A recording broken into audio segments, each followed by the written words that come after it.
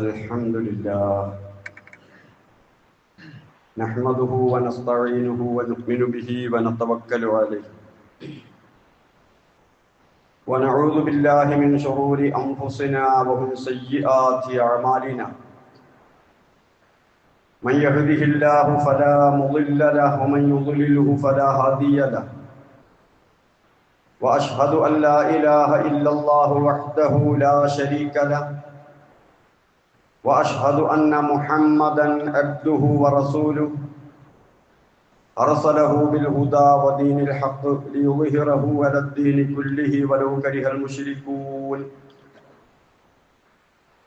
اللهم صل على محمد وعلى آل محمد كما صليت على إبراهيم وعلى آل إبراهيم إنك حميد مجيد اللهم بارك على محمد وعلى آل محمد كما باركت على إبراهيم وعلى آل إبراهيم إنك حميد مجيد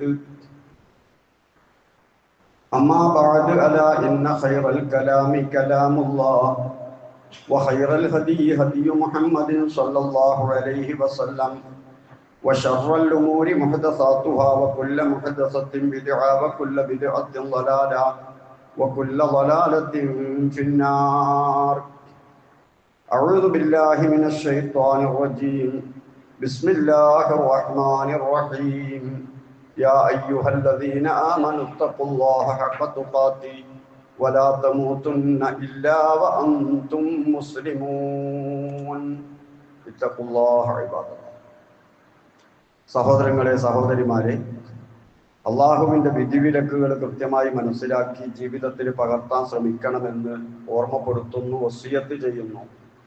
അള്ളാഹു അതിനെ നമ്മെ അനുഗ്രഹിക്കുമാറാകട്ടെ.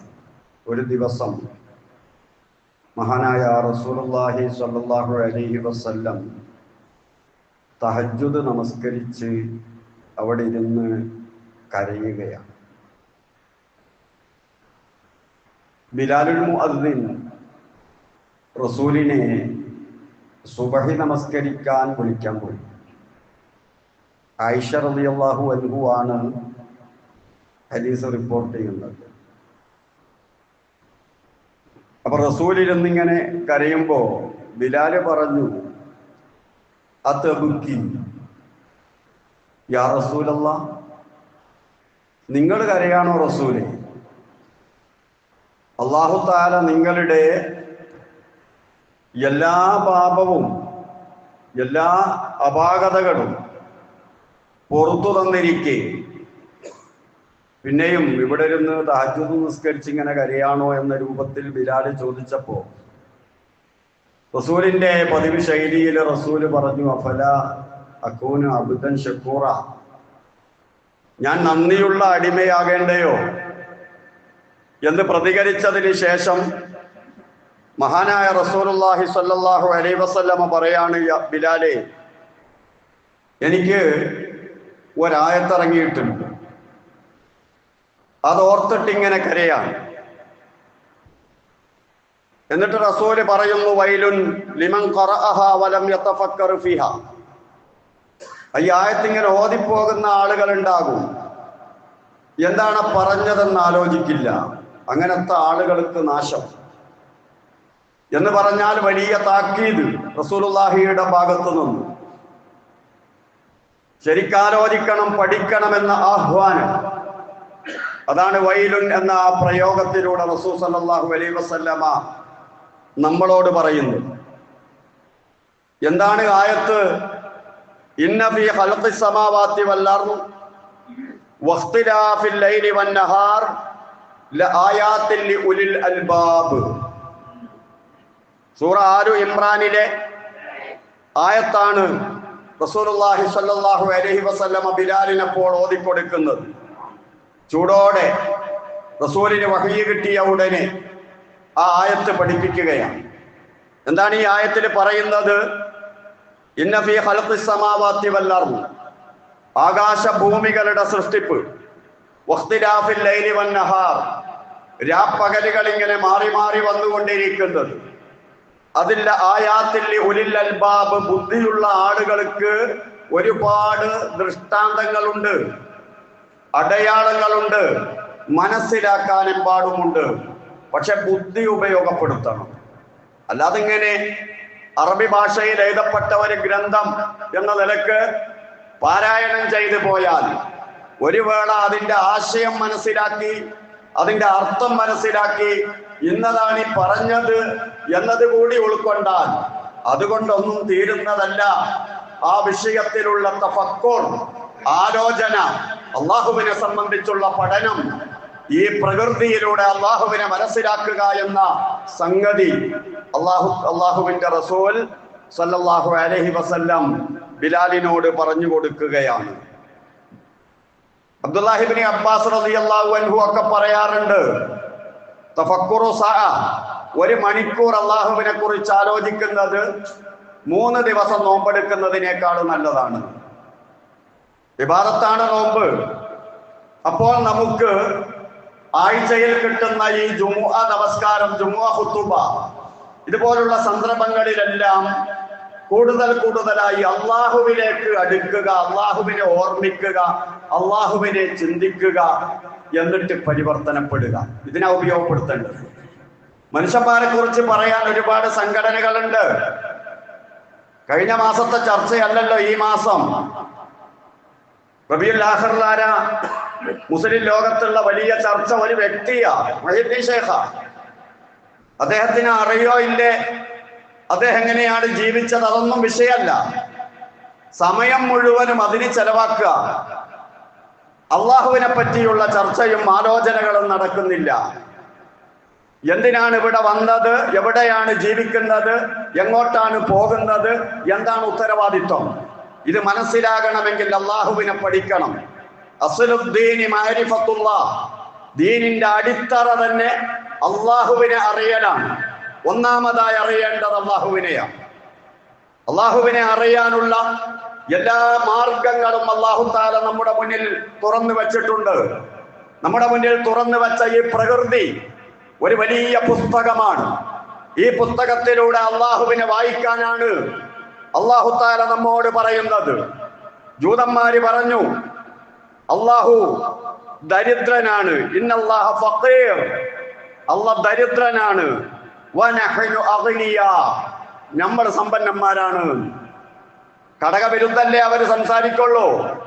ഇപ്പൊ തന്നെ പാവങ്ങളെ കൊന്നൊടുക്കിക്കൊണ്ടിരിക്കുമ്പോ അവര് പറയുന്നത് ഈ കൊല്ലപ്പെടുന്ന പാവങ്ങൾ, കുഞ്ഞുങ്ങൾ, സ്ത്രീകൾ തീവ്രവാദികളാണ്. ഘടകവിരുദ്ധമായ വർത്തമാനം അവർ ഇന്ന് തുടങ്ങിയതല്ല. അള്ളാഹുവിനെ പറ്റിയും അവര് പറഞ്ഞു അള്ളാഹ് ദരിദ്രനാണ് എന്ന്.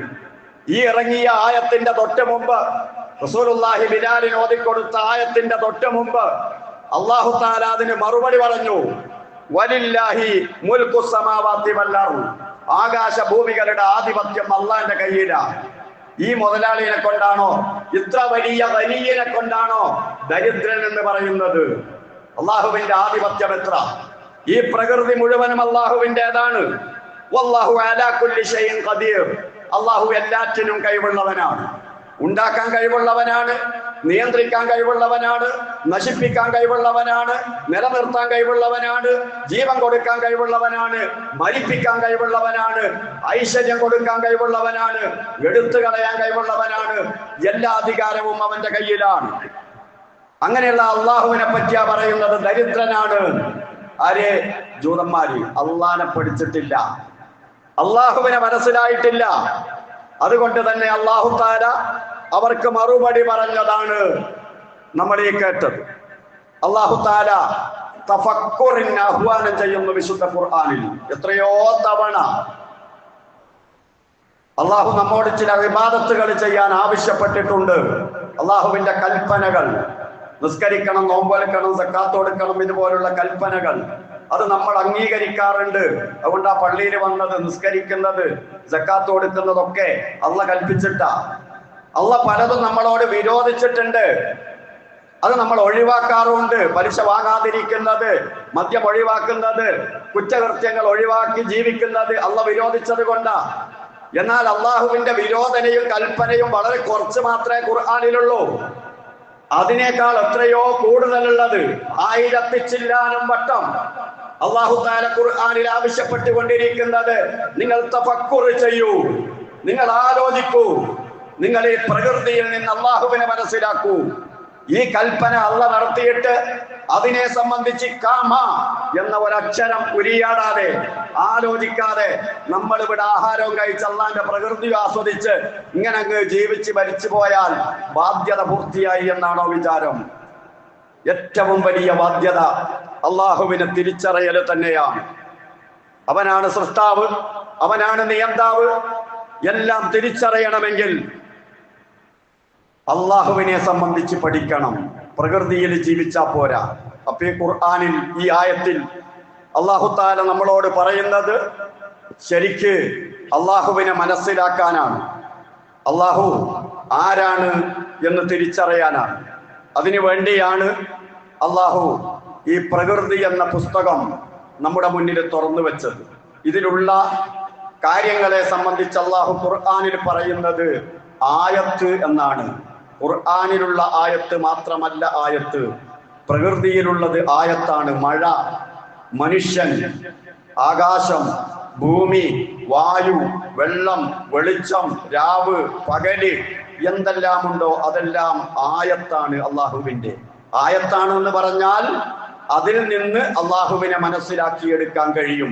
തെളിവാണ് അള്ളാഹുവിന്റെ കഴിവിന്, അള്ളാഹുവിന്റെ ഏകത്വത്തിന്, അവൻ ഉദ്ദേശിച്ചതുപോലെ അവൻ ചെയ്യുമെന്നതിന് തെളിവാണ് നമ്മൾ ഈ കാണുന്ന സംഗതികളെല്ലാം.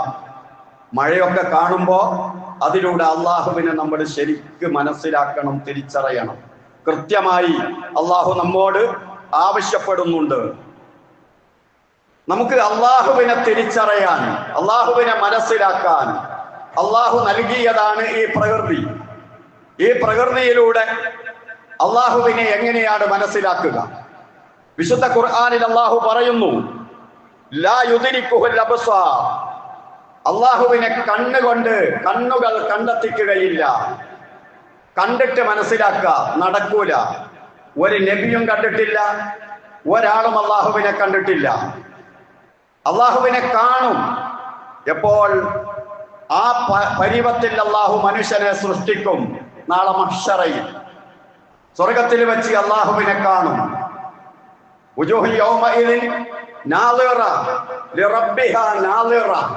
അള്ളാഹുവിനെ കാണും. റസൂലുള്ളാഹി സ്വല്ലല്ലാഹു അലൈഹി വസല്ലമ പറയുന്നുണ്ട്, 14-ാം രാവിലെ ചന്ദ്രനെ കാണുന്നത് പോലെ നിങ്ങൾ അള്ളാഹുവിനെ കാണും.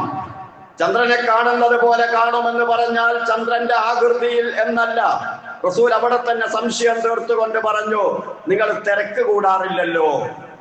ചന്ദ്രനെ കാണുന്ന സമയത്ത് നിന്റെ തല പറഞ്ഞിട്ട് ഞാൻ കാണുന്നില്ല, നീ നിന്നത് കൊണ്ട് ഞാൻ കാണുന്നില്ല എന്ന പരാതിയൊന്നും ആർക്കും ഇല്ല. എല്ലാവർക്കും കാണാൻ പറ്റുന്നുണ്ടല്ലോ. അതുപോലെ നിങ്ങൾ നാളെ സ്വർഗത്തിൽ വെച്ച് അള്ളാഹുവിനെ കാണും. റസൂലുള്ളാഹി സ്വല്ലല്ലാഹു അലൈഹി വസല്ലം പറയാം. ഇവിടുന്ന് കണ്ണുകൊണ്ട് അള്ളാഹുവിനെ കാണാൻ കഴിയില്ല. അതുപോലെ തന്നെ ഒരു വസ്തുവിനെ കണ്ടിട്ട് ഗ്രഹിച്ചിട്ട് പരിപൂർണമായി ആ വസ്തുവിനെ ഉൾക്കൊണ്ടുകൊണ്ടുള്ള ഒരു മനസ്സിലാക്കൽ, അത് ഇന്നതാണ് ഇന്നതല്ല.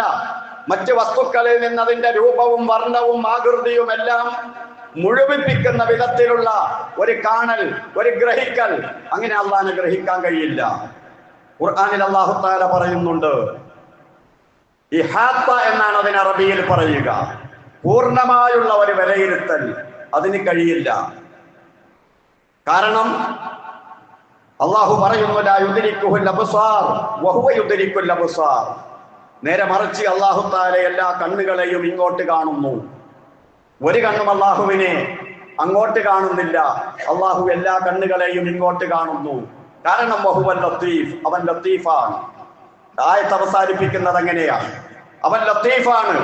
അതായത് കണ്ണുകൊണ്ട് കാണപ്പെടാൻ പറ്റുന്ന ആ അവസ്ഥയിലല്ല, അതിനേക്കാൾ എത്രയോ അപ്പുറത്താണ്. കണ്ണിനൊരു പരിധിയുണ്ടല്ലോ. എന്നാൽ അൽ ഖബീർ, അള്ളാഹു സൂക്ഷ്മജ്ഞാനിയാണ്, എല്ലാം കാണുന്നവനാണ്, എല്ലാം അറിയുന്നവനാണ്. അപ്പൊ കണ്ണുകൊണ്ട് കാണാൻ കഴിയില്ല, പിന്നെങ്ങനെ അള്ളാഹിനെ അറിയാം? പിന്നെങ്ങനെ അള്ളാഹുവിനെ അറിയാൻ കഴിയും? അള്ളാഹുവിന്റെ സാന്നിധ്യം അറിയാം, അള്ളാഹുവിലേക്ക് അടുക്കാൻ കഴിയും, അള്ളാഹു ഉണ്ട് എന്ന് മനസ്സിലാക്കാൻ കഴിയും. അള്ളാഹുവിന്റെ ഏകത്വം മനസ്സിലാക്കാൻ കഴിയും. ഈ പ്രകൃതിയെ സംബന്ധിച്ച് ആലോചിക്കുമ്പോൾ അങ്ങനെ ചെയ്യാൻ കഴിയും. അങ്ങനെ പ്രകൃതിയാകുന്ന കവാടത്തിലൂടെ, പ്രകൃതിയിൽ ആലോചിക്കുക എന്ന തഫക്കുർ എന്ന കവാടത്തിലൂടെ നാം അള്ളാഹുവിങ്കലേക്ക് പോയാൽ, അള്ളാഹുവിനെ മനസ്സിലാക്കാൻ ശ്രമിച്ചാൽ, നമ്മുടെ ചിന്തയെ കയറൂരി വിട്ടാൽ വികലമായി പോകും. അതിന് നിയന്ത്രണം ആവശ്യമാണ്. അതുപോലെ അള്ളാഹുവിനെ മനസ്സിലാക്കി കഴിഞ്ഞാൽ അവനിലേക്ക് അടുക്കാനുള്ള മാർഗങ്ങൾ നമ്മുടെ യുക്തി കൊണ്ടുണ്ടാക്കിയാൽ നാം അള്ളാഹുവിങ്കൽ എത്തൂല. അതിനൊരു നിർദ്ദേശം ആവശ്യമുണ്ട്. അതിനാണ് ശരീഅത്ത്, അതിനാണ് ഖുർആൻ. പ്രകൃതിയിലൂടെ ആലോചിച്ച് അള്ളാഹുവിനെ മനസ്സിലാക്കിയിട്ട് ആ അള്ളാഹുവിങ്കലേക്ക് എത്തിപ്പെടാനുള്ള മാർഗം, അതിനാണ് അല്ലാഹു തആല ഖുർആൻ നൽകിയിരിക്കുന്നത്. ബുദ്ധിയെ കയറൂരി വിട്ട് അള്ളാഹിനെ കുറിച്ച് ആലോചിച്ചാൽ എത്തൂല. പലരും പേച്ചു പോയിട്ടുണ്ട്. അള്ളാഹുവിന് ജിസ്മുണ്ട്, തടിയുണ്ട് എന്ന് പറയുന്ന പിഴച്ച ചിന്താഗതിക്കാർ അള്ളാഹുവിന് പറഞ്ഞ വിശേഷണങ്ങളൊന്നും അള്ളാഹുവിലേക്ക് ചേർത്ത് പറഞ്ഞാൽ പാടില്ല, അങ്ങനെ പറയാൻ പാടില്ല. അള്ളാഹുവിന്റെ കൈ, അള്ളാന്റെ മുഖം എന്നൊക്കെ അള്ള പറയുന്നത് അങ്ങനെയില്ല എന്ന് പറഞ്ഞ് പിഴച്ചു പോയവരും, അള്ളാഹുവിന്റെ കൈ, അള്ളാഹുവിന്റെ മുഖം എന്ന് പറഞ്ഞാൽ നമ്മുടെ മുഖം പോലെ, നമ്മുടെ കൈ പോലെ എന്ന് പറഞ്ഞുകൊണ്ട് വിലയിരുത്തിയിട്ട് പേച്ചു പോയവരും രണ്ട് വിഭാഗം ആളുകളുമുണ്ട്. ഖുർആൻ കടിഞ്ഞാണിടുകയാണ്. ഖുർആൻ പറഞ്ഞു തരുന്നു അള്ളാഹുവിനെ എങ്ങനെ മനസ്സിലാക്കണമെന്ന്. വലം യകുൽ ലഹു കുഫുവൻ അഹദ്. ഒന്നാമത്തെ പോയിന്റ് അതാണ്. വലം യകുൽ ലഹു കുഫുവൻ അഹദ്. ഇല്ല, അള്ളാഹുവിനെ പോലെ ഒന്നുമില്ല. ലൈസ കമിസ്ലിഹി ഷൈ. ഖുർആൻ പറയുന്നു ഇല്ല, അവനെ പോലെ ഒന്നുമില്ല. നിങ്ങളുടെ ഭാവനയിൽ, നിങ്ങളുടെ ചിന്തയിൽ, നമ്മുടെ ഭാവനയിൽ വരുന്നത് മുഴുവനും സൃഷ്ടികളായിരിക്കും. സൃഷ്ടികളുടെ കൈയും സൃഷ്ടികളുടെ മുഖവും ഒക്കെയാണ് നമ്മുടെ ഭാവനയിൽ വരിക. അള്ള സൃഷ്ടിയല്ല, സൃഷ്ടാവാണ്. എല്ലാറ്റിനും വിപരീതമായവൻ. സൃഷ്ടികളുടെ യാതൊരുവിധ ഗുണവും അള്ളാഹുവിനെ സംബന്ധിച്ചിടത്തോളം ഇല്ല. സൃഷ്ടി തന്നെ, സൃഷ്ടാവ് തന്നെ. അപ്പോൾ ഒരു മാർഗം കാണിച്ചു തന്നു. ഇനി ഈ ഖുർആനാകുന്ന ശരീഅത്ത് എങ്ങനെ പ്രാവർത്തികമാക്കണം, അതെങ്ങനെ ജീവിതത്തിൽ പ്രയോഗവൽക്കരിക്കണം, അതിനാവശ്യമുണ്ടൊരു മാതൃക. ആ മാതൃകയായി നമുക്ക് തന്നതാണ് മഹാനായ റസൂലുള്ളാഹി സ്വല്ലല്ലാഹു അലൈഹി വസല്ലമയെ. അപ്പോൾ ഈ പ്രകൃതി അള്ളാഹുവിനെ പരിചയപ്പെടുത്തി തരുന്നു നമുക്ക്. എങ്ങനെ അള്ളാഹുവിലേക്ക് എത്തണം എന്ന കാര്യം ഖുർആനിലൂടെ അല്ലാഹു തആല തന്നെ നമ്മോട് പറഞ്ഞു തരുന്നു. അതെങ്ങനെയാണ് പ്രാവർത്തികമാക്കേണ്ടതെന്ന് റസൂലുള്ളാഹി സ്വല്ലല്ലാഹു അലൈഹി വസല്ലമ പഠിപ്പിച്ചു തരുന്നു. ഈ അടിസ്ഥാനമായ ആദർശത്തിൽ ഉറച്ചു നിന്നുകൊണ്ട് നമ്മൾ പ്രവർത്തിച്ചാൽ നമുക്കും അള്ളാഹുവിലെത്താൻ കഴിയും. അള്ളാഹുവിലെത്താൻ പരിശ്രമിച്ചിട്ട് പിഴച്ചു പോയ ഒരുപാട് കക്ഷികളുണ്ട്. സൂഫിയാക്കളൊക്കെ, തസവ്വുഫിന്റെ ആളുകളൊക്കെ അതിൽപ്പെട്ടതാണ്. വെറും ഒരു ബാഹ്യമായ രൂപത്തിലുള്ള കർമ്മങ്ങൾ മാത്രം ചെയ്തുകൊണ്ട് അള്ളാഹുവിനെ കുറിച്ചൊന്നും ആലോചിക്കാതെ ജീവിതം അവസാനിപ്പിച്ച് കളയുന്നത് അതും ഏറ്റവും വലിയ നിർഭാഗ്യമാണ്. മഹാനായ റസൂലുള്ളാഹി സ്വല്ലല്ലാഹു അലൈഹി വസല്ലം 13 കൊല്ലക്കാലം മക്കയിൽ പ്രവർത്തിച്ചിട്ട് ഇബാദത്തുകൾ ചെയ്യിപ്പിച്ചില്ല സഹാബത്തിനെ കൊണ്ട്. നമസ്കാരം നിർവഹിപ്പിച്ചോ, നോമ്പ് നിർബന്ധമാക്കിയോ, അതല്ലെങ്കിൽ ഇതുപോലെ എന്നുള്ളത് പോലെ ഇമാമും ജമാഅത്തുമായുള്ള നമസ്കാരം, അതുപോലെ തന്നെയുള്ള നോമ്പ്, ഹജ്ജ്, അതുപോലെ സക്കാത്ത്, ഇതുപോലുള്ള കാര്യങ്ങളൊന്നും ഇല്ലല്ലോ. അതൊക്കെ മദീനയിൽ പോയതിനു ശേഷമല്ലേ. അപ്പൊ 13 കൊല്ലത്തെ പണി എന്തായിരുന്നു? അള്ളാഹുവിനെ പഠിപ്പിക്കുകയായിരുന്നു, അള്ളാഹുവിനെ മനസ്സിലാക്കി കൊടുക്കുകയായിരുന്നു. അങ്ങനെ മക്കിയായ സൂറകൾ മുഴുവനും നമ്മൾ പരിശോധിച്ചാൽ പ്രകൃതിയെ ഉദ്ധരിച്ചുകൊണ്ട് അല്ലാഹു തആല പറയുന്ന വസ്തുതകൾ നമുക്ക് കാണാൻ കഴിയും. അപ്പൊ നമ്മൾ എന്ത് കണ്ടാലും അള്ളാഹുവിനെ അതിലൂടെ മനസ്സിലാക്കാൻ നമ്മൾ പരിശ്രമിച്ചു കൊണ്ടേയിരിക്കണം എന്നതാണ് ഇത്തരം ഖുർആനിക വചനങ്ങൾ നമ്മളോട് ആവശ്യപ്പെട്ടുകൊണ്ടിരിക്കുന്നത്. മഹ്ശറയിൽ വെച്ച് അള്ളാഹുവിനെ കാണണമെങ്കിൽ ദുനിയാവിൽ വെച്ച് തന്നെ അള്ളാഹുവിനെ മനസ്സിലാക്കി അവനിലേക്ക് അടുക്കാനുള്ള പരിശ്രമം നടത്തിക്കൊണ്ടിരിക്കണം. എങ്കിൽ മാത്രമേ അള്ളാഹുവിനെ കാണാനും അതുപോലെ കൃത്യമായി വിശ്വസിക്കാനും ആ വിശ്വാസം കൊണ്ട് ജീവിതത്തിൽ പരിവർത്തനം ഉണ്ടാകാനും നമുക്ക് കഴിയുകയുള്ളൂ. മനുഷ്യന് 2-3 അവസ്ഥകളാണ്. ഒന്നുകിൽ നിൽക്കും, അല്ലെങ്കിൽ ഇരിക്കും, അല്ലെങ്കിൽ കിടക്കും. അല്ലാഹു തആല പറയുന്നത് നിങ്ങൾ നിന്നാലും ചിന്തിക്കണം, നിങ്ങൾ ഇരുന്നിട്ടും അള്ളാഹുവിനെ പറ്റി ആലോചിക്കണം. അള്ളാഹുവിന്റെ സൃഷ്ടികളെ സംബന്ധിച്ച് നിങ്ങൾ കിടക്കുകയാണെങ്കിൽ ആ കിടത്തത്തിലും നിങ്ങൾ ആലോചിക്കണം. നിന്നും ഇരുന്നും കിടന്നും ഒക്കെ ആകാശഭൂമികളുടെ സൃഷ്ടിപ്പ്, ആ സൃഷ്ടിപ്പിനെ പറ്റി ചിന്തിക്കുക എന്ന് പറഞ്ഞാൽ അള്ളാഹുവിന്റെ കഴിവാണ് ആ സൃഷ്ടിപ്പിന്റെ ചിന്തയിലൂടെ നമ്മെ സ്വാധീനിക്കുന്നത്. അതല്ലാതെ അതങ്ങ് ഉപയോഗിച്ച് ജീവിച്ച് കളയുക ഒരാസ്വാദന തലത്തിൽ നിന്നുകൊണ്ടുള്ള ആലോചനയല്ല. അതിന്റെ നിർമ്മാണ വൈദഗ്ധ്യം, അള്ളാഹുവിന്റെ കഴിവ്, ആ കഴിവിനെ കുറിച്ച് നിങ്ങൾ എപ്പോഴും ആലോചിക്കണേ. അങ്ങനെ നിങ്ങൾ അള്ളാഹുവിനെ മനസ്സിലാക്കണേ എന്ന് അല്ലാഹു തആല നിരന്തരമായി ഖുർആനിലൂടെ നമ്മോട് ആവശ്യപ്പെട്ടുകൊണ്ടിരിക്കുകയാണ്. ചില ആളുകൾ ആലോചിച്ചത് അള്ളാഹുവിന്റെ കൈഫിയത്ത്, വിശ്വാസപരമായ ചർച്ച അനിവാര്യമാണ് അള്ളാഹുവിനെ സംബന്ധിച്ചുള്ള ചർച്ചയിൽ. അള്ളാഹു എങ്ങനെയാണ്, ആ എങ്ങനെയാണ് എന്നുള്ള ചർച്ച തന്നെ റസൂലുള്ളാഹി കടിഞ്ഞാണിട്ടതാണ്, ഖുർആനിലൂടെ കടിഞ്ഞാണിട്ടതാണ്. അള്ളാഹുവിനെ അളക്കാനല്ല അള്ളാഹുവിനെ കുറിച്ച് ആലോചിക്കാൻ അള്ളാഹു പറയുന്നത്, മറിച്ച് അള്ളാഹുവിലേക്ക് അടുക്കാനാണ്. അള്ളാഹിനെ അളക്കാനുള്ള ചിന്തയല്ല, അള്ളാഹുവിലേക്ക് അടുക്കാനുള്ള ചിന്ത. അളക്കാൻ കഴിയില്ല, മനുഷ്യൻ അളക്കാൻ കഴിയുന്ന മറ്റൊരു സൃഷ്ടിക്കും അളക്കാൻ കഴിയുന്നവനല്ല അള്ളാഹു തആല. അപ്പൊ അള്ളാഹുവിന്റെ കൈഫിയത്തോ അവന്റെ കമ്മിയത്തോ ഇതൊന്നും നോക്കി നടക്കേണ്ട ജീവിതമല്ല, ഉത്തരവാദിത്തമല്ല അള്ളാഹു നമുക്ക് നൽകിയിരിക്കുന്നത്. മറിച്ച് അള്ളാഹുവിനെ പഠിക്കുക, അവനിലേക്ക് അടുക്കാൻ ശ്രമിക്കുക. അള്ളാഹു ഈ പ്രകൃതി സൃഷ്ടിച്ചു വെച്ചിട്ട് നമ്മോട് ചോദിക്കുന്നുണ്ട്, മനുഷ്യനോട് അള്ളാഹു തആല പറയുന്നുണ്ട്, ഹാദാ ഖൽഖുല്ലാഹ്, ഇതൊക്കെ അള്ളാഹ് ഉണ്ടാക്കി വെച്ചതാ. ഫഅറൂനി, നിങ്ങൾ എനിക്ക് കാണിച്ചു തരൂ, മാദാ ഖലഖല്ലദീന മിൻ ദൂനിഹി, അള്ളാഹുവിന് പുറമെ നിങ്ങൾ പ്രാർത്ഥിച്ചു കൊണ്ടിരിക്കുന്ന ആളുകളൊക്കെ ഉണ്ടാക്കി വെച്ച വല്ലതും നിങ്ങളൊന്ന് കാണിച്ചു തരൂ. അതെ, ആകാശവും ഭൂമിയൊക്കെ അള്ളാഹ് ഉണ്ടാക്കി വെച്ചതാണ്, അതുപോലെ ഒന്നുണ്ടാക്കാൻ ആർക്കും കഴിയില്ല എന്ന വെല്ലുവിളിയാണ് അള്ളാഹിന്റെ വെല്ലുവിളി. അള്ളാഹുവിന്റെ സൃഷ്ടി പോലെ ഒരു സൃഷ്ടി നടത്താൻ ആർക്ക് കഴിയും? അള്ളാഹ് ചോദിക്കുന്നുണ്ട്. ഒരു ഈച്ചേനെ ഏറ്റവും ചുരുങ്ങിയത് ഖുർആൻ പോലെ നിങ്ങളൊന്ന് കൊണ്ടുവരൂ എന്ന് പറഞ്ഞിട്ട് അള്ളാഹ് പറഞ്ഞില്ലേ ഒരു സൂറത്തെങ്കിലും? അതുപോലെ അള്ളാഹ് സൃഷ്ടിച്ചു വെച്ച ഈ സൃഷ്ടിയെ സംബന്ധിച്ച് പറഞ്ഞതിന് ശേഷം അള്ളാഹ് പറയാ, നിങ്ങൾക്ക് കഴിയോ ഉണ്ടാക്കാൻ? ഞാൻ ഉണ്ടാക്കിയതുപോലെ ഏറ്റവും ചുരുങ്ങിയത് ഒരു ഈച്ചയെ നിങ്ങൾക്ക് സൃഷ്ടിക്കാൻ കഴിയോ? അത് പോകട്ടെ, ഒരു ഈച്ച വല്ലതും തട്ടിപ്പറിച്ചാൽ അത് തിരിച്ചെടുക്കാൻ നിങ്ങൾക്ക് കഴിയോ? എന്തിനാ നിങ്ങൾക്ക് കഴിയുക എന്ന് ചോദിക്കുന്നുണ്ട് അള്ളാഹു വിശുദ്ധ ഖുർആനിലൂടെ. ലഹുൽ ഖൽഖു വൽ അംർ, അള്ളാഹ് പറയുന്നുണ്ട്, ലഹുൽ ഖൽഖ്, അവനാണ് സൃഷ്ടിപ്പിന്റെ അധികാരം, അവനാണ് സൃഷ്ടികർത്താവ്. വൽ അംർ, ആജ്ഞാധികാരവും അവനാണ്. അർഹത, യോഗ്യത അവനെല്ലാം ഉണ്ടാക്കി എന്നതാണ്. ആ ഉണ്ടാക്കിയവൻ കൽപ്പിക്കുകയാണ് നിങ്ങൾ ഇങ്ങനെയൊക്കെ ആയിരിക്കണമെന്ന്. അതിന് അള്ളാഹുവിന് അർഹതയുണ്ട്. അവനാണ് സൃഷ്ടാവ്, അവനാണ് ആമിർ, കൽപ്പന അധികാരമുള്ളവൻ. അപ്പോൾ നമ്മോട് കൽപ്പിച്ചവൻ ആരാണ് എന്നറിയാനാണ് ഈ പ്രകൃതിയിലൂടെ നമ്മൾ അള്ളാഹുവിനെ പഠിക്കുന്നത്. ആ കൽപ്പനകൾ എന്താണ് എന്നറിയാനാണ് നമ്മൾ ഖുർആൻ പഠിക്കുന്നത്. അതെങ്ങനെയാണ് പ്രാവർത്തികമാക്കേണ്ടതെന്ന് അറിയാനാണ് നമ്മൾ റസൂലിനെ പഠിക്കുന്നത്.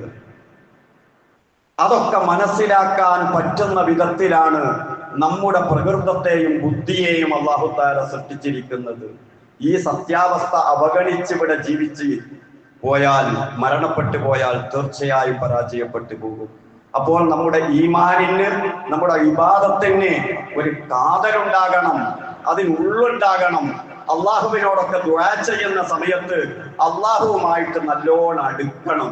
എന്നിട്ട് പറയണം, അള്ളാഹ് നിന്റെത് ഉപയോഗിച്ച് നിന്റെ ഈ പ്രകൃതിയിലൂടെ നിന്നെ മനസ്സിലാക്കി നിന്നെ ആരാധിക്കുന്നവനാണ് ഞാൻ, എനിക്ക് നീയല്ലാതെ ആരുമില്ല എന്ന സങ്കടം പറച്ചിലിൽ നിന്ന് നിർഗളിക്കുന്ന പ്രാർത്ഥന അള്ളാഹ് സ്വീകരിക്കും.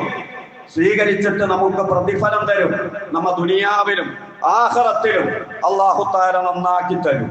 അതിനുവേണ്ടി കൃത്യമായി അള്ളാഹുവിനെ മനസ്സിലാക്കാൻ ശ്രമിക്കുക, കഴിവിന്റെ പരമാവധി പരിശ്രമിക്കുക, നിരന്തരമായി ചിന്തിക്കുക.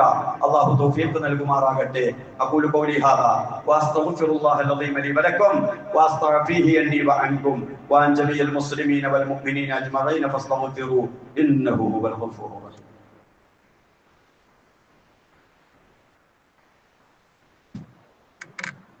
അൽഹംദുലില്ലാഹ്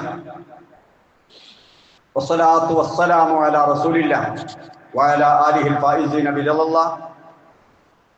ഊസീകും ഇബാദല്ലാഹി വഇയ്യായ ബിത്തഖ്വല്ലാഹ്.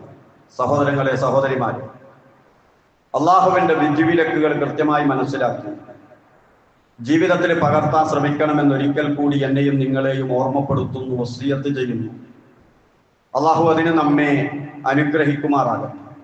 വിശുദ്ധ ഖുർആനിൽ അല്ലാഹു തആല സൂറത്തുൻ നൂറിലൂടെ ഒരുപാട് ദൃഷ്ടാന്തങ്ങളും ചിന്തകളും നമ്മുടെ മുന്നിലേക്ക് ഇട്ട് തരുന്നു. കൂട്ടത്തിൽ അല്ലാഹു പറയുന്നു, അലം തറ അന്നല്ലാഹ യുസബ്ബിഹു ലഹു മൻ ഫിസ് സമാവാതി വൽ അർദ്. ആകാശ ഭൂമികളിലുള്ള സകല വസ്തുക്കളും അല്ലാഹുവിനെ പ്രകീർത്തിച്ചു കൊണ്ടിരിക്കുന്നു എന്ന വസ്തുത നീ അറിയുന്നില്ലേ? എല്ലാം നമസ്കരിക്കുന്നുണ്ട്.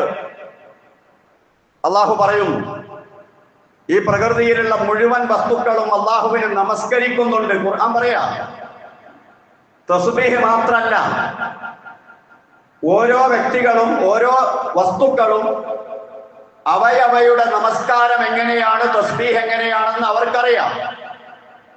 അവരുടെ നമസ്കാരവും തസ്ബീഹും എങ്ങനെയാണെന്ന് അല്ലാഹുവിന് അറിയാം. ഒരു പക്ഷെ നമ്മൾ നമസ്കരിക്കുന്നു, നമ്മൾ തസ്ബീഹ് ചൊല്ലുന്നു, അള്ളാഹുവിന്റെ വേറൊരു സൃഷ്ടിക്ക് അത് അറിയണമെന്നില്ല. മനുഷ്യന്മാരുടെ തസ്ബീഹ് എങ്ങനെയാണ്, അവരുടെ നിസ്കാരം എങ്ങനെയാണ്. എന്നാൽ വേറെ വസ്തുക്കള്, വേറെ ജീവജാലങ്ങള് അവയുടെ നമസ്കാരം നിർവഹിക്കുമ്പോ, അവരുടെ തസ്ബീഹ് നിർവഹിക്കുമ്പോ നമുക്ക് മനസ്സിലാവൂല അവരുടെ നിസ്കാരവും തസ്ബീഹ് എങ്ങനെയാണെന്ന്. വസ്തുത ലോകത്തുള്ള ജീവനുള്ളതും അല്ലാത്തതുമായ സകല വസ്തുക്കളും അള്ളാഹുവിന്റെ തസ്ബീഹ് ചൊല്ലുന്നു. ഖുർആനിന്റെ നസ്സാണ്, വിശ്വസിക്കൽ നിർബന്ധമാണ്. അപ്പൊ നിങ്ങളുടെ ഒരു ചുരുങ്ങിയ സമയത്തുള്ള തസ്ബീഹും നിസ്കാരവും മാത്രമല്ല അള്ളാഹ് പറയാണ് എനിക്കുള്ളത്, മറിച്ച് സർവചരാചരങ്ങളും അള്ളാഹുവിനെ പ്രകീർത്തിച്ചു കൊണ്ടിരിക്കുന്നു. ആ പ്രകൃതിയുടെ കൂടെ നിങ്ങളും കൂടൂ. അള്ളാഹുവിനെ മാത്രം പ്രകീർത്തിക്കുന്ന, അള്ളാഹുവിനെ മാത്രം നമസ്കരിക്കുന്ന, അള്ളാഹുവിനോട് മാത്രം അപേക്ഷകൾ സമർപ്പിക്കുന്ന ഒരു പ്രകൃതിയുണ്ട് ഇവിടെ. ആ പ്രകൃതി മുഴുവനും ഉണ്ടാക്കിയത് അള്ളാഹുവാണ്, അത് നിയന്ത്രിക്കുന്നത് അള്ളാഹുവാണ്. ആ അള്ളാഹുവിന്റെ ഒപ്പം മുഅ്മിനെ നീയും കൂടൂ എന്ന് മനുഷ്യനോട് പറയാണ് ഖുർആൻ. അവിടെയാ മനുഷ്യൻ ശിർക്ക് ചെയ്യുന്നത്. ആ കൽപ്പനയെ ധിക്കരിച്ചിട്ട് ആ മനുഷ്യൻ കുഫറിലേക്ക് പോകുന്നത്. അതാണ് അള്ളാഹുവിനെ പൊറുക്കാത്തത്. ഈ പ്രകൃതിയിൽ മനുഷ്യൻ മാത്രം ഒരന്തിരിഞ്ഞു നിൽക്കുക അള്ളാഹ്ക്കെതിരെ. എന്നിട്ട് അവൻ ശിർക്ക് ചെയ്യുക, കുഫറിലേക്ക് പോവുക. അള്ളാഹ് ഉണ്ടോ വിടുന്ന്? അള്ളാഹ് വിടൂല. അതുകൊണ്ടല്ലേ അള്ളാഹ് പറഞ്ഞത് ആകാശം പൊട്ടാറായിരിക്കുന്നു, ഭൂമി പൊട്ടിപ്പിളരാറായിരിക്കുന്നു. ഇവർ അള്ളാഹുവിനെ സംബന്ധിച്ച് പറയുന്ന വർത്തമാനം കൊണ്ട്. കാരണം അവയൊക്കെ അള്ളാഹുവിന് വഴിപ്പെടുകയാണ്. വല്ലാഹു അലീമുൻ ബിമാ യഫ്അലൂൻ. അവരൊക്കെ ചെയ്യുന്നത് അള്ളാഹുവിന് കൃത്യമായിട്ട് അറിയാം. അള്ളാഹു പറയുന്നു, അലം തറ അന്നല്ലാഹ യുസ്ജി സഹാബൻ. എങ്ങനെയാണ് അള്ളാഹു തആല മേഘപ്പാളികളെ, മേഘ കഷണങ്ങളെ ഒരുമിച്ച് കൂട്ടുന്നതെന്ന് നിങ്ങൾ കാണുന്നില്ലേ? എല്ലാ മേഘങ്ങളും അള്ളിങ്ങനെ തട്ടിയടുപ്പിക്കുക. ഖുർആനിൽ അള്ളാഹ് പറയുന്നു, അതിങ്ങനെ തട്ടി അടുപ്പിച്ചിട്ട് സുമ്മയു അല്ലിഫു ബൈനഹു, ആ മേഘങ്ങളെ പരസ്പരം അല്ലാഹു തആല ചേർക്കുന്നു. അങ്ങനെ ചേർത്ത് വെച്ചിട്ട് സുമ്മ യജ്അലുഹു റുകാമൻ, അതിനെ മേൽക്കുമേൽ വലിയ മല പോലെ അല്ലാഹു അട്ടിയാക്കുന്നു. അങ്ങനെ അട്ടിയാക്കിയിട്ട് ഫതറൽ വദഖ യഖ്റുജു മിൻ ഖിലാലിഹി, അതിന്റെ ഉള്ളിൽ നിന്ന് മഴത്തുള്ളികൾ പുറത്തേക്ക് വരുന്നു. ഒന്നായിട്ട് വെള്ളം ചൊരിയല്ല, തുള്ളി തുള്ളികളായിട്ട് വരുന്നു. ഒരു തുള്ളി ഉറ്റിയിട്ട് ഒരുപാട് കഴിഞ്ഞിട്ട് അടുത്ത തുള്ളി, അങ്ങനെയല്ല. ഒന്നിന് പുറകെ ഒന്നായി മുതതാബിയായി ആ മേഘപ്പാളികൾക്കുള്ളിൽ നിന്ന് അള്ളാഹു ഉദ്ദേശിച്ച സ്ഥലത്ത് തുള്ളി തുള്ളിയായി മനുഷ്യനെ വളർത്താൻ, ഇവിടെ കന്നുകാലികൾക്ക് ജീവിക്കാൻ, സസ്യങ്ങൾ ഉൽപ്പാദിപ്പിക്കാൻ മഴ വർഷിപ്പിച്ചു കൊണ്ടിരിക്കുന്നത് നിങ്ങൾ കാണുന്നില്ലേ എന്ന് ചോദിക്കുന്നു അള്ളാഹു. എന്തൊരു മഴയാ! മഴ പെയ്യുമ്പോ പറയാറില്ലേ, അരുത്, മഴ പെയ്യുമ്പോ അള്ളാഹിനോട് ദുആ ചെയ്യണം, ദുആക്ക് ഉത്തരണ്ട്. ആ മഴ കാണുമ്പോ അള്ളാഹുവിനെ മനസ്സിലാക്കണം. എങ്ങനെയാണ് അല്ലാഹു തആല ഈ വെള്ളത്തിന്റെ ക്രമം ക്രമീകരിച്ചിരിക്കുന്നത്? അള്ളാഹ് ഉദ്ദേശിച്ച സ്ഥലത്ത് മഴ. അള്ളാഹു പറയുന്നു, ഫയുസീബു ബിഹി മൻ യശാ, അവൻ ഉദ്ദേശിച്ചിടത്ത് മഴ, വയസ്രിഫുഹു അമ്മൻ യശാ, അവൻ ഉദ്ദേശിച്ച ആളുകളിൽ നിന്ന് ആ മഴയെ അവൻ തിരിച്ചു കളയുന്നു. അങ്ങനെ ആ മഴ വർഷിപ്പിക്കാൻ വേണ്ടി മിന്നൽ പിണറുകൾ ഉണ്ടാകുമ്പോ നിങ്ങളുടെ കാഴ്ചയെ കൊണ്ടുപോയി കളയാൻ മാത്രം, നശിപ്പിച്ച് കളയാൻ മാത്രം ശക്തിയുള്ള പ്രകാശം അതിൽ നിന്ന് അടിച്ചു വരുന്നത് നിങ്ങൾ കാണുന്നില്ലേ? അള്ളാഹു ചോദിക്കുന്നുണ്ട്. ഇതെല്ലാം ചെയ്യിപ്പിക്കുന്നവനാണ് അള്ളാഹു. ഒരു മഖ്ലൂക്കിനും കഴിയില്ല, ഒരു സൃഷ്ടിക്കും കഴിയില്ല അള്ളാഹുവിന്റെ പ്രവർത്തനം ചെയ്യാൻ. ഇതെല്ലാം ചെയ്തുകൊണ്ടിരിക്കുന്ന, ഇതിന്റെ പിന്നിൽ പ്രവർത്തിക്കുന്ന, എല്ലാ ദിവസവും അവൻ അവന്റെ പണിയിലാണ് എന്ന് അള്ളാഹു പരിചയപ്പെടുത്തിയ അള്ളാഹു. ആ അള്ളാഹുവിനെ മനസ്സിലാക്കിയിട്ടൊന്ന് കുമ്പിടണം അവന്റെ മുന്നിൽ. അതായിരിക്കണം സുജൂദ്. ആ അള്ളാഹുവിനെ മനസ്സിലാക്കി ഒന്ന് പറയണം, റബ്ബേ, ഇതെല്ലാം ചെയ്യുന്ന നിനക്ക് എന്റെ കാര്യം പരിഹരിക്കൽ എത്ര നിസ്സാരം, ഞാൻ നിന്നിൽ അഭയം പ്രാപിച്ചിരിക്കുന്നു. അങ്ങനെ ഒന്ന് പ്രാർത്ഥിക്കണം അള്ളാഹുവിനോട്. അതാകണം നമ്മുടെ നമസ്കാരം. അങ്ങനെ അള്ളാഹുവിനെ മനസ്സിലാക്കി ആരാധിക്കുന്ന മുഅ്മിനീങ്ങളുടെ കൂട്ടത്തിൽ അള്ളാഹു നമ്മെ ഉൾപ്പെടുത്തി തരുമാറാകട്ടെ. വെറും തൊടിപ്പുറത്തുള്ള ഒരു വിശ്വാസവുമായി ജീവിച്ച് മരിച്ചു പോകുന്ന ഗതികേടിൽ നിന്ന് അള്ളാഹു നമ്മെ രക്ഷപ്പെടുത്തുമാറാകട്ടെ. ശരിക്ക് ഉൾക്കൊണ്ട് വിശ്വസിക്കുന്ന വിശ്വാസികളിൽ അള്ളാഹു നമ്മെ ഉൾപ്പെടുത്തി തരുമാറാകട്ടെ. അള്ളാഹുവേ, നിങ്ങളുടെ എല്ലാവിധ ഹലാലായ ഉദ്ദേശങ്ങളും പൂർത്തീകരിച്ചു തരണേ റഹ്മാനെ. മുസ്ലിമായി ജീവിച്ച് അവസാനം ബോധപൂർവം കലിമ ചൊല്ലി ഈമാനോടെ മരണപ്പെടുന്ന മുഅ്മിനീങ്ങളിൽ ഉൾപ്പെടുത്തി അനുഗ്രഹിക്കണേ റഹ്മാനെ. അല്ലാഹുവേ, ശിർക്കിൽ നിന്നും ശിർക്കിന്റെ എല്ലാ വകുപ്പുകളിൽ നിന്നും ഞങ്ങളെ രക്ഷപ്പെടുത്തണേ റഹ്മാനെ. പൂർണ്ണ തൗഹീദുള്ളവരായി ജീവിച്ച് മരണപ്പെടാൻ, അതിന്റെ പ്രചാരകരായി വർത്തിക്കാൻ തൗഫീഖ് നൽകണേ റഹ്മാനെ. അല്ലാഹുമ്മ ഗ്ഫിർ ലിൽ മുഅ്മിനീന വൽ മുഅ്മിനാത്ത് വൽ മുസ്ലിമീന വൽ മുസ്ലിമാത്ത് الأحياء منهم والأموات. ربنا آتنا في الدنيا حسنة وفي الآخرة حسنة وقنا عذاب النار. ربنا تقبل منا إنك أنت السميع العليم وتب علينا إنك أنت التواب الرحيم. آمين برحمتك يا أرحم الراحمين.